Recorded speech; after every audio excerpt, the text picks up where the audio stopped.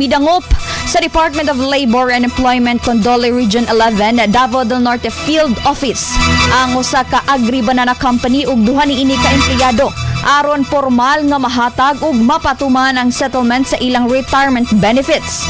Pinaagi sa single entry approach na turnover sa ang kantidad nga 533,000 nga naglakip sa retirement pay, unused vacation leave, proportionate 13-month pay, final salary ug uban pang benepisyo sa duha ka trabahante nga nagserbisyo gikan 2009 hangtod 2026. Dugang pa nga matod sa employer, mas kampante sila nga adunay dole nga nagwitness sa proseso aron malikayan ang problema ug masiguro nga legal ang tanan proseso ubos sa labor code.